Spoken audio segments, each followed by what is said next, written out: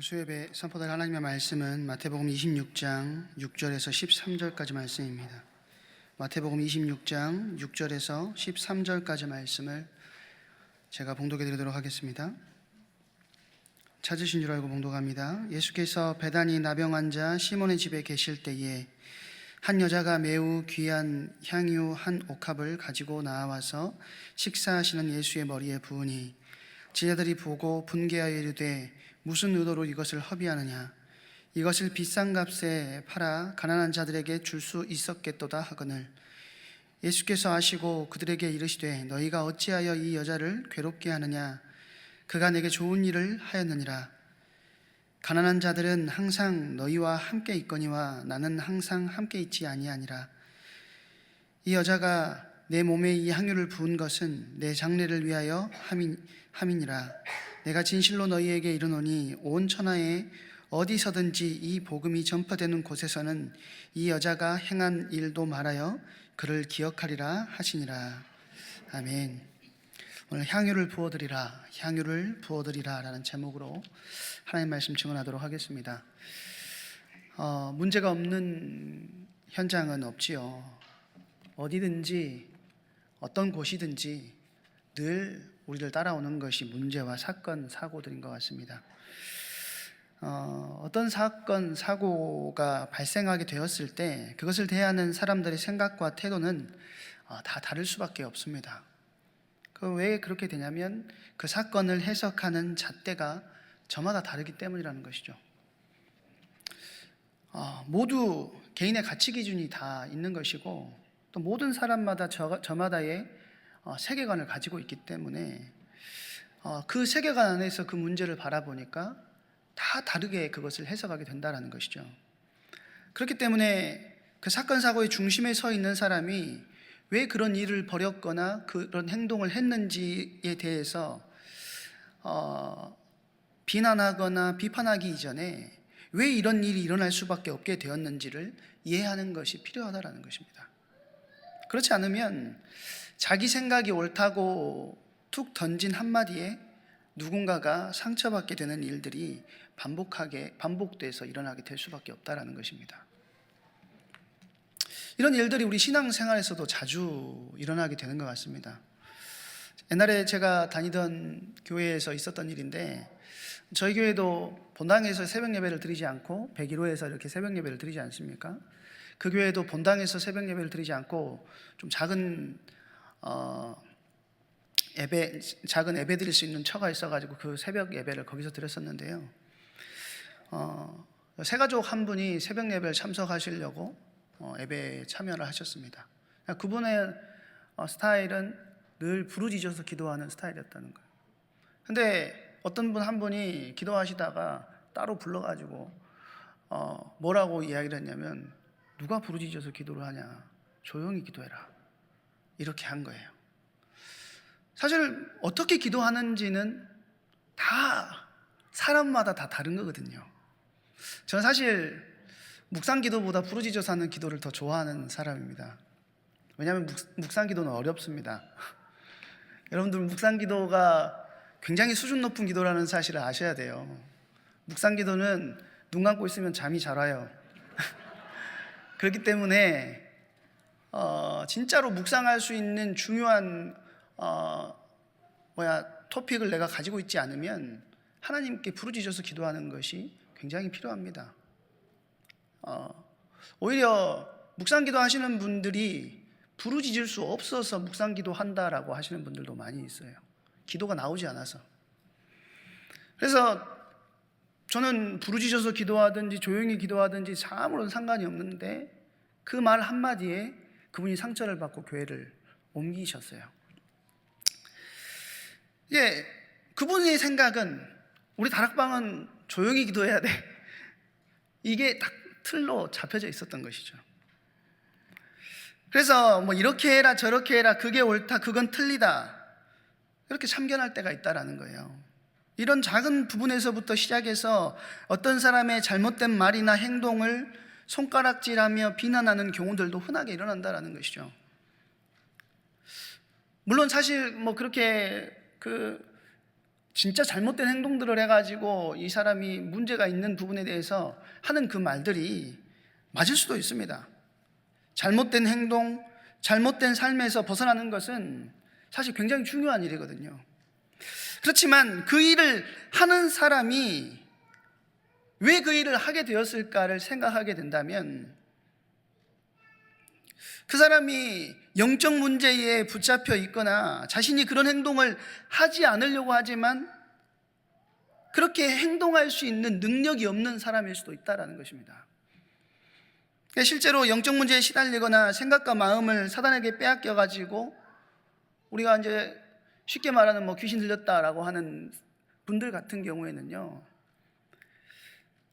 많은 사람들이 자기에게 하는 말이나 자기를 대하는 것들을 다 기억하고 있다는 것이죠.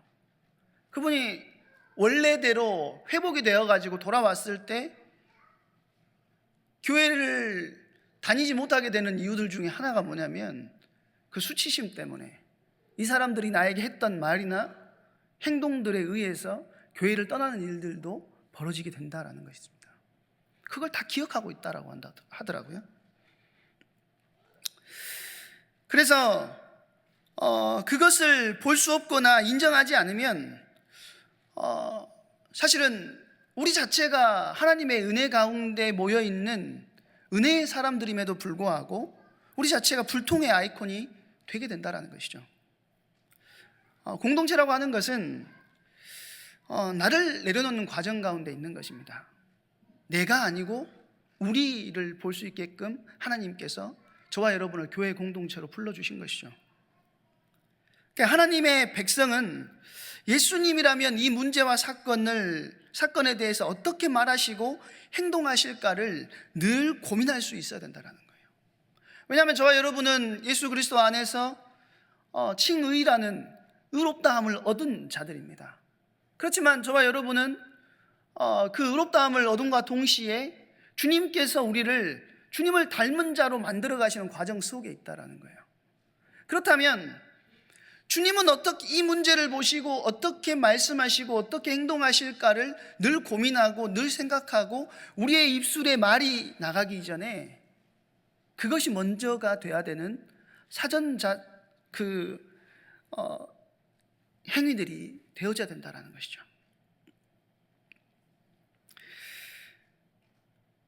우리가 주님과 같은 마음과 생각에 있지 못하고 비난하고 정죄하는 자리에 있다면 먼저 그것이 회복되는 은혜가 있어야 되겠습니다. 오늘 사실 베다니 나병 환자 시몬의 집에서 일어난 한 에피소드도 무조건 하나의 시각으로만 바라본다면 그 진정한 의미를 풍성하게 누릴 수가 없지요. 예수님께서 지금 베다니 시몬의 집에 방문하셔서 식사하고 계시는 그런 상황입니다.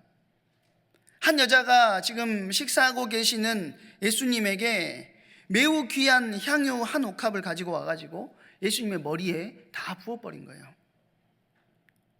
식사 자리가 향기로운 냄새가 완전히 진동했을 수도 있고요, 한 옥합이나 되는 양을 부어버렸기 때문에 그 향수 쏟은 것처럼 냄새가 엄청 심했을 수도 있습니다.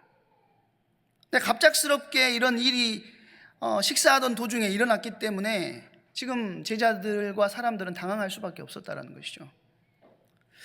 예수님에게 기름을 부은 이 여인은 다른 그 성경에 보니까 뭐라고 되어 있냐면 나사렛의 누이 마리아라고 되어 있습니다. 그러니까 오랜 시간 동안 예수님을 따랐던 그 마리아가 알고 있고 믿고 있는 예수님에게 최고의 감사를 표현하고자 하는 자신의 마음을 표현한 것입니다. 지금 시기적으로 어떤 상황이냐면 예수님의 십자가의 죽음은 지금 얼마 남지 않은 그런 상황이에요.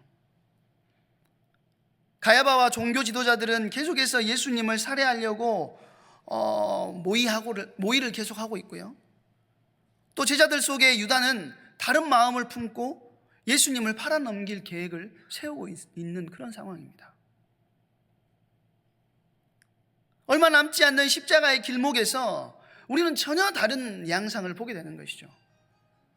주님을 완전히 높여드리는 그 주님께 모든 것을 내어드리는 향유를 붓는 한 여인과 그것에 분개하고 있는 다른 사람들을 보게 되는 것입니다. 지금 상황에서 사람들의 대부분의 생각은 뭐였냐면 주님을 높여드리는 데 있지 않았어요.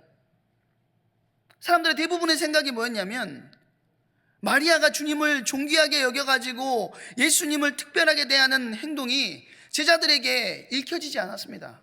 그러면 어떻게 했느냐? 제자들이 분노하고 화를 내는 모습이 나오지요. 26장 8절에 보니까 제자들이 보고 분개하여 이르되 무슨 의도로 이것을 허비하였느냐? 무슨 의도로 이것을 허비하였느냐? 그렇게 이야기합니다. 비싼 향유를 그냥 머리에 쏟아 허비한 어리석은 일로 보았다라는 거예요. 마리아는 향유를 그냥 쏟아버린 것이 아니고 분명히 사랑하는 예수님의 머리에 부어드린 거거든요. 한 옥합이 어느 정도 되는지 이렇게 지금 우리의 기준으로 한 옥합이 어느 정도 될지를 찾아봤더니 최소가 350ml에서 최대가 800ml 정도 되는 양입니다. 꽤 많은 양이죠. 그리고 그 머리에다가 그 향유를 붓는 행위는 유대에서 잔치를 벌일 때 집의 주인이 손님들의 머리에 한 방울이나 두 방울 정도 아주 조금 이렇게 뿌리는 그런 풍습을 가지고 있다고 합니다. 그러니까 전체 그 한 방울씩 이렇게 뿌림을 통해서 사실 그 당시에 뭐 샤워 시설이 얼마나 잘 돼 있겠습니까? 그렇죠? 그러니까 사람들이 많이 모이면 냄새가 날 수도 있으니까 머리에다가, 특히 머리에서는 냄새가 많이 나잖아요. 그러니까 머리에다가 향유를 뿌림으로 인해서 좋은 향기가 전체에 흘러날 수 있도록 하는 내용이죠. 그런데 마리아는 연애의 향내를 풍기기 위해서 몇 방울 떨어뜨리는 수준이 아니라 아예 병을 깨트림으로써 향유 전부를 예수님께 부어들었다라는 거예요. 마리아는 주님을 향한 감사의 마음을 아낌없이 드러냈다라는 것입니다. 그런데 주님은 예수님에 대해서 굉장히 야박한 모습을 보여줍니다. 그분의 머리에 부어진 기름을 아까워하고 있는 거예요. 게다가 지금 마리아의 행동에 대해서 분개하는데 이게 조금 안타까운 게 왜 그러냐면, 제가 지난번에 수요예배 했을 때 마태복음 25장을 가지고 수요예배를 했었는데요, 지금 마태복음 24장과 25장을 통해서 종말의 때에 대해서 말씀하시고 하나님 나라에 대해서 말씀을 하셨어요. 그리고 마지막 때의 성도가 어떻게 해야 될지에 대해서 말씀을 하셨다는 거예요. 뭐 열처녀 비유, 달란트 비유, 양과 염소 비유를 통해서 제자들에게, 그 자리에 모여있는 사람들에게 다 이야기를 했다라는 것입니다. 그리고 나서 예수님께서 뭘 하시냐면 26장 2절에 우리가 읽진 않았지만 보니까요, 너희가 아는 바와 같이 이틀이 지나면 유월절이라 인자가 십자가에 못 박히기 위하여서 팔리리라 하시더라. 예수님께서 자신이 십자가에 달려 죽으시고 그것 때문에 팔리게 될 것에 대해서 제자들에게 다 이야기해 놓은 상태라는 것입니다. 제자들은 예수님이 팔리는 것도 알고 십자가에 못 박히는 것도 알고 있었다라는 것이죠. 그런데 제자들의 반응은 어떻습니까? 전혀 주님의 죽으심에 안타까워함이 없고요, 주님이 자기들을 떠나심에 안타까워함이 없습니다. 어쩌면 제자들은 왕자에 앉으신 예수님 좌우에 앉아서 떵떵거리면서 살아가는 모습을 기대하느라 예수님의 말씀에 귀를 기울이지 못했을 수도 있습니다. 그리고 예수님의 십자가의 죽음을 그래서 놓쳤을 수도 있고요, 늘 곁에 예수님이 계셨기 때문에 농담하시는 것으로 여겼을 수도 있다는 거예요. 예수님께서 사역 초기부터 계속해서 하셨던 말씀이 뭐냐면, 이 땅에 죽으러 오셨다는 것에서 분명하게 말씀을 하셨음에도 불구하고 제자들은 예수님의 그 구원 사역에, 예수님의 그 구원 계획에 전혀 관심이 없었다는 것입니다. 우리는 이 장면에서 메마른 제자들의 마음을 보는 것이죠. 주님에게 뭔가를 얻으려고만 하지, 그 주님을 안타까워하고 주님에게 무언가를 드린다는 것은 전혀 생각하지 않는다는 거예요. 그런 마음을 품은 제자들이니 무슨 의도로 이것을 허비하느냐. 제가 그 자리에 만약에 예수님이었다면 머리라고 하면 안 되면 대가리라고 해야 됩니다. 대가리를 한 대 이렇게 딱 쳤을 것 같은데, 예수님은 아무 말도 안 하시죠. 늘 쉽게 판단하는 제자들의 모습이 거기서 드러나는 거예요. 어떤 행동에 대해서 쉽게 판단하고 자기들의 기준, 자기들의 세계관 안에서만 그것을 이해한다라는 것입니다. 제자들의 기준은 이랬을 겁니다. 몇 방울 적절하게 뿌리면 되는데 향유를 왜 그것을 다 뿌려가지고 낭비하느냐는 거예요. 사실 객관적으로 봤을 때는 이 말이 맞는 말 아닙니까? 향수를 뿌려도 적당히 뿌려야지. 한 번씩 진짜 향수로 목욕한 것 같은 사람이 엘리베이터 타고 제가 타면 한 번씩 싫잖아요. 그래서 그랬을 수도 있어요.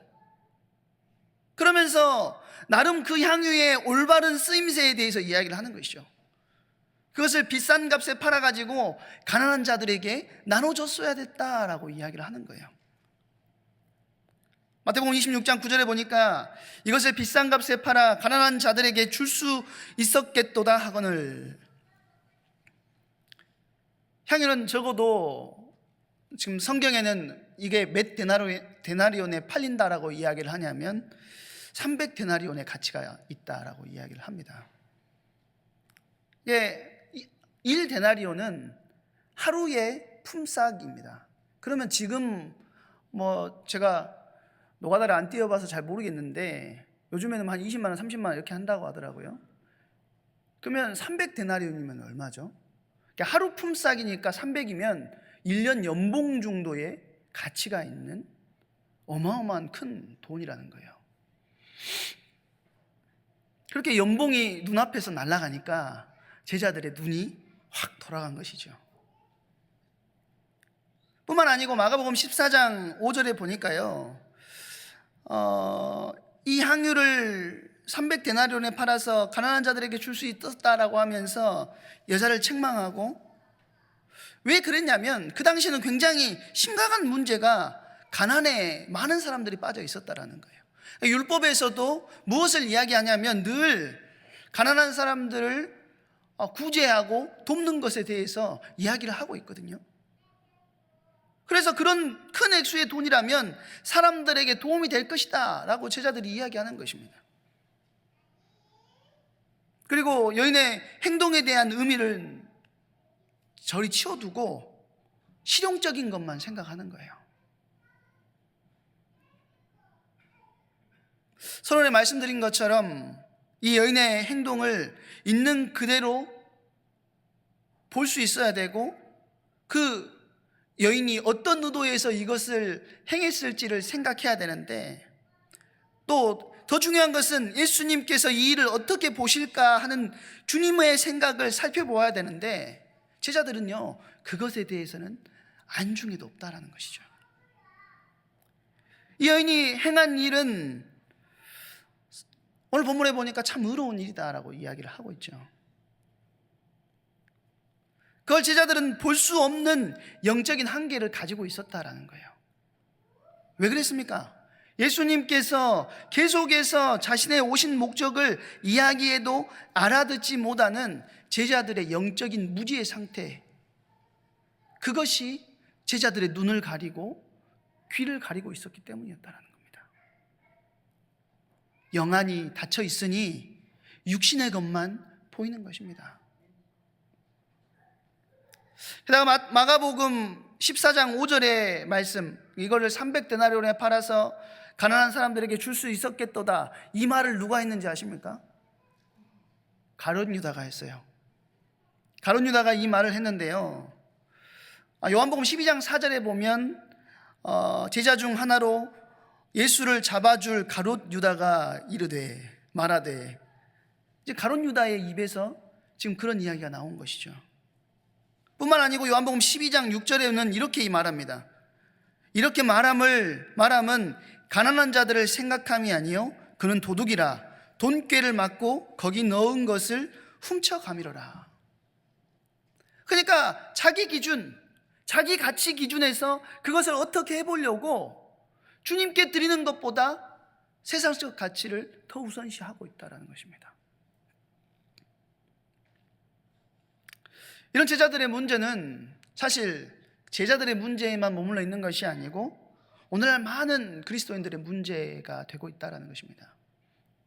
배경과 환경이 다르기 때문이기도 하겠지만 그것을 인정하지 않고 좁은 시각에서 무조건적으로 내 생각이 옳고 자기 중심으로 하나님께서 이루어 가시는 구속사를 보지 못한다는 거예요. 제자들의 눈에는 모든 것이 아깝기만 하는 것이죠. 그렇지만 하나님께서 보실 때는 이게 뭐죠? 필요한 과정이라는 겁니다. 이것을 읽어내지 못하면 유대 종교 지도자들이 구속사의 길에서 비켜갔듯이 똑같은 내가 받아야 될 축복들을 다 놓치게 된다는 것입니다. 이렇게 분노하고 안타까워하는 제자들의 생각을 예수님께서 놓치시지 않으시고 바로 제자들에게 말씀하시죠. 26장 10절에 보니까 예수께서 아시고 그들에게 이르시되 너희가 어찌하여 이 여자를 괴롭게 하느냐? 그가 내게 좋은 일을 하였느니라. 마리아가 의도하지 않았든 주님을 귀하게 여기는 마음으로 향유를 부었다는 것은 변함이 없습니다. 예수님이 죽으시기 때문에, 십자가에 달려 죽으실 것이기 때문에 내가 이걸 다 부어드려야지, 이것을 의도했다라기보다는 마리아는 주님께서 자기의 귀신 들림의 문제를 고쳐주시고 자기의 오빠를 치유하여 주심, 살려주심에 은혜가 너무 감사해서 그냥 그것을 부어드렸을 뿐이라는 거예요. 그런데 그것이 주님의 구속사의 큰 그림 안에서 아주 귀한 헌신이 되었다라는 것입니다. 알고 했느냐 못했느냐 모르고 했느냐 그것이 중요한 것이 아니고 하나님께서는 그 중심을 기뻐 받으셨다라는 거예요.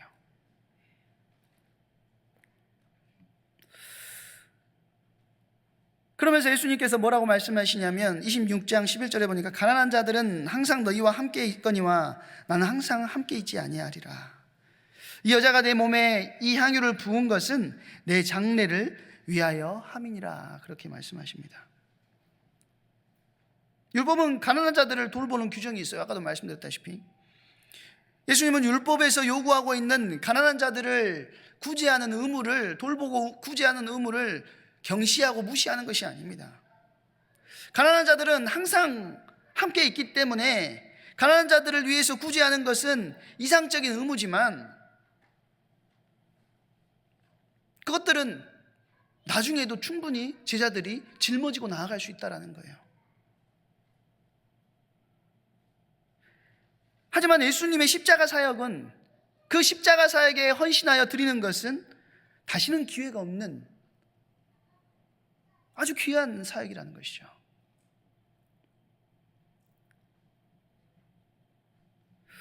이 마리아, 이 여인은 일상적으로 율법이 규정하고 있는 구제보다 더 우선순위가 되어야 됐던 것을 어렴풋하게나마 영적인 사실로 발견한 것입니다. 내가 율법의 의무를 다하는 것보다 주님께 나의 감사를 드리는 것이 더 우선이구나라는 것을 이 여인은 영적으로 어렴풋하게나마 알았다는 거예요.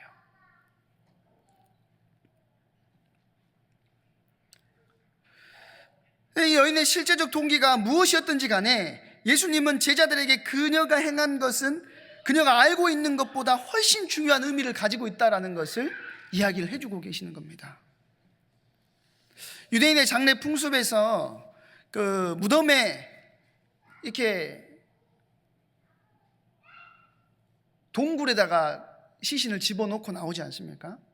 그런데 한 사람의 그 시신만 있는 것이 아니고 그 동굴 안에는 굉장히 많은 시신들이 들어가 있습니다.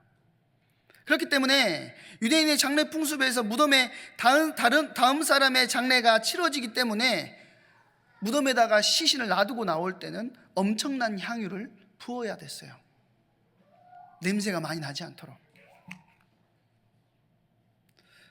이 여인이 한 일이 뭐냐면 시체에 향유를 붓는 것과 같은 장례의식이었다는 것이죠. 예수님의 십자가 사역을 뚜렷하게 알지 못했다 하더라도 향유를 부어드림으로써 하나님의 구원 계획의 과정에 크게 헌신하게 된 것입니다. 그렇기 때문에 주님은 이 마리아의 행동, 이 여인의 행동을 모범으로 삼으셨다는 것이죠. 26장 13절에 보니까 내가 진실로 너희에게 이르노니 온 천하에 어디서든지 이 복음이 전파되는 곳에서는 이 여자가 행한 일도 말하여 그를 기억하리라 하시니라. 그러니까 마리아의 행위가 의도했든 그렇지 않든지 간에 그녀가 했던 이 일이 하나님의 십자가 구원 계획의 과정에 들어감을 통하여서 모든 세대의 사람들에게 모범 사례가 되어서 모든 사람들이 복음을 들어가는 모든 현장에서 이 사례가 전달되어질 수 있도록 주님께서 말씀하고 계시는 거예요.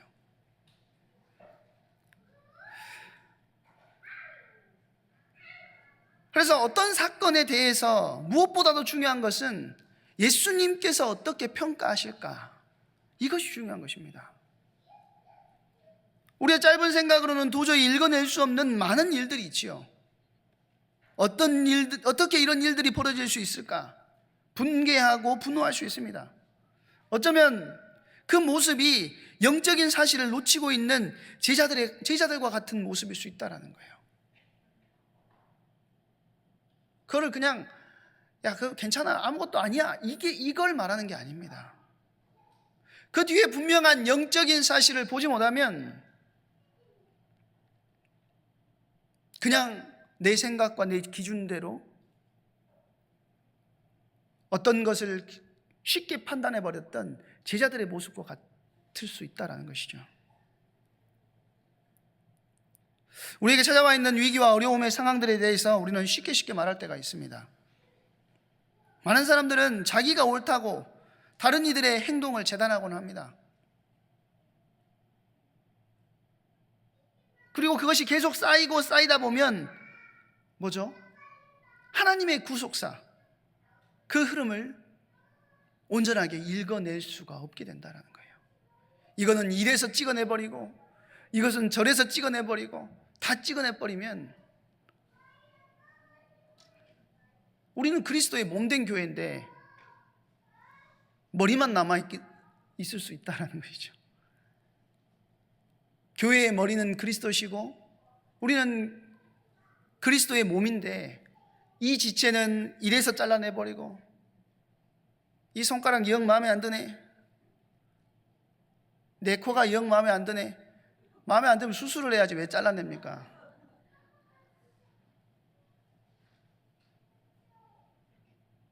그것이 내 기준과 내 수준이라면 내 생각, 내 기준, 나의 유익이 우선되는 것이 아니라 오늘 향유를 부은 여인과 같이 나의 전부를 쏟아부어서 영적인 사실을 보고 그분을 높여드릴 때 주님께서는 뭘 이뤄나가신다고요? 그 속에서 주님의 구속사의 일들을 진행해 나가신다는 것입니다. 우리는 예수님께 아낌없이 드리는 그 어떤 것도 낭비가 아니라는 사실을 기억해야 됩니다.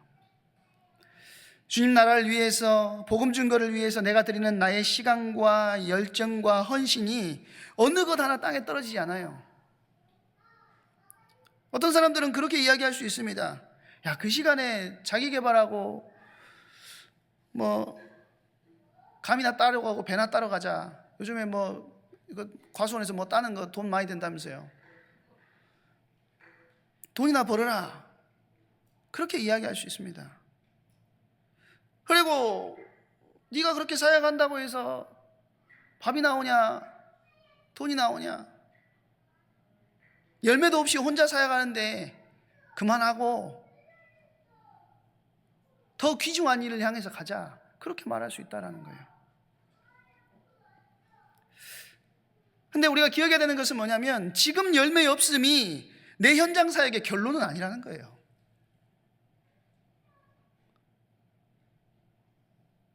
지금 열매 있고 없고가 내가 현장 사역을 잘하고 있냐 못하고 있냐의 기준이 아니라는 것입니다. 내가 되든지 안 되든지 간에 하나님의 구속사의 흐름 속에 내가 잘 알든 잘 알지 못하든지 간에 내가 그 발을 들여놓고 있는 그것 자체가 하나님께서는 기뻐하시고 즐거워하시는 일이라는 것이죠. 하나님의 관점에서는 이미 나의 현장에 많은 열매들을 허락하셨습니다.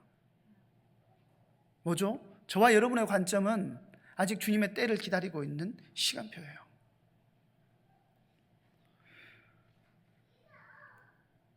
그렇기 때문에 그 무엇도 낭비가 아니라는 것입니다. 예수님은 이것을 모범으로 세우셨다는 거예요. 한 여자의 주님께 향유를 부어드림이 모범이 돼요. 우리 주님께 나의 시간과 나의 열정과 나의 헌신을 내어드리는 것이 그 어느 것 하나도 낭비가 아니라는 것을 주님께서 알게 하셨습니다. 그래서 오고 가는 모든 세대에 마리아의 헌신은 제자들로 하여금 그들 자신의 귀중한 소유물인 향유병의 뚜껑을 열어가지고 그것을 예수님을 위해서 아낌없이 쏟아붓도록 만들어 놓았죠.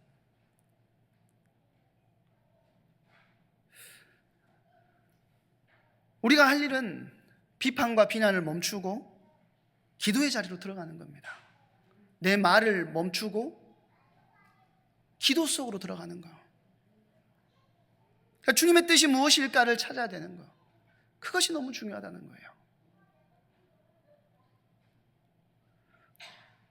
그리고 주님을 향한 우리의 마음을 아까워하지 말고 내어드리시기 바랍니다. 우리의 시간을, 우리의 열정을, 우리의 에너지를, 우리의 젊음을 아까워하지 마시고 내어놓으셔야 된다. 그러면 여기 많은 장로님들, 믿음의 선배들, 권사님들 계시지만 이 믿음의 선배들이 자신의 시간과 열정과 에너지와 젊음을 쏟아부었기 때문에 이 교회가 든든히 서 있는 거 아니겠습니까? 그렇다면 믿음의 다음 세대인 저와 여러분, 주님 앞에서 우리 또한 그 믿음의 헌신, 향유를 부어드린 여인과 같이 자신의 향유를 부어드렸던 믿음의 선배들의 모습을 따라서 우리 또한 우리의 향유를 부어드리는 역사가 우리의 현장 속에서 일어나야 되겠습니다. 멋있는 선배는 입은 닫고 지갑은 여는 선배가 멋있는 선배라고 하죠. 멋있는 신앙인은 입은 닫고 기도는 여는 사람이 멋있는 신앙인입니다. 현실에 찾아와 있는 여러 가지 상황과 사건들 속에서 정말로 기도하고 여러분의 향유를 주님께 온전하게 내어드리는 그 응답의 주역으로 쓰임받는 우리 모든 내일의 성도님들 되시길 주님의 이름으로 축원드립니다. 한번 기도하도록 하겠습니다. 사랑의 하나님, 참 감사를 드립니다.